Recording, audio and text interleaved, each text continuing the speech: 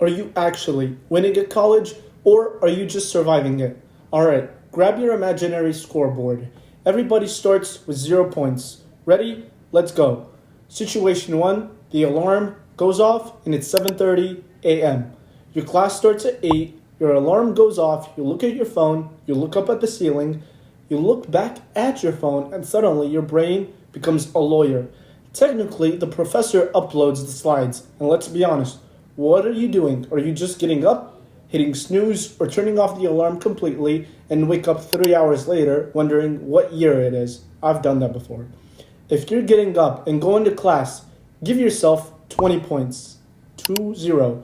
If you hit snooze but still make it, 10 points.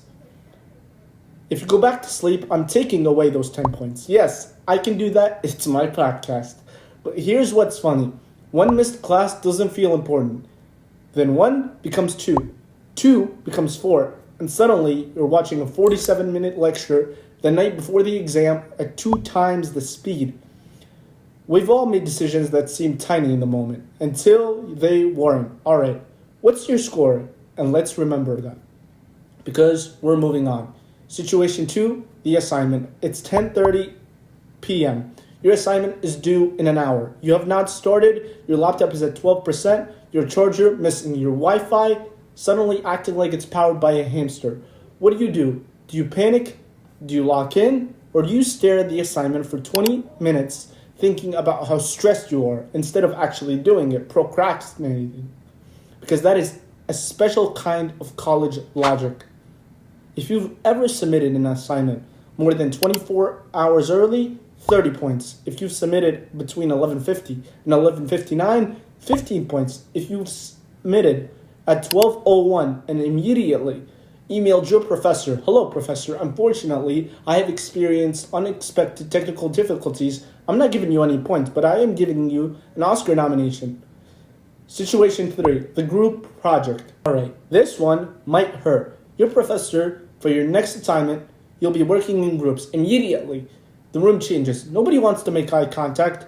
Then the group chat begins. "Hey everyone, when should we meet?" Seen by 4 people. No response. 2 days later, somebody finally replies, "I'm good, whatever." What does that mean? Then the night before the project is due, someone appears from another dimension saying, "Hey guys, I'm sorry, I'm just seeing this, and what do you need me to do?" That's happened to me before. Be honest, have you ever been the person who carried the entire group? Give yourself 40 points. Have you been the person who actually communicated and did your part? 20 points. Have you ever disappeared from the group chat? No points. Just shame. But here's the part. Group projects are annoying, but they're also weirdly realistic. But in the real world, you're going to work with people who communicate differently. People who miss deadlines. People who are amazing. And yes, people who somehow contribute absolutely nothing but still appear in the final presentation. And there are a lot of people who can do this. Learning how to work with different people is actually one of the most useful skills college teaches you, and also networking.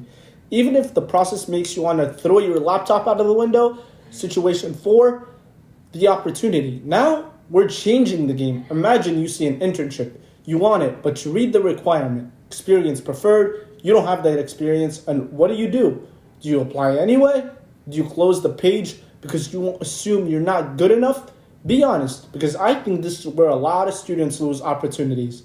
Not because someone rejected them, but because they rejected themselves and it hit their self-esteem. If you've ever applied for something, even if you weren't sure you'd get it, give yourself 50 points. Because that's how opportunities happen. You try, and somehow you receive. You send the email, you introduce yourself, somehow you get a yes, and sometimes you get a no.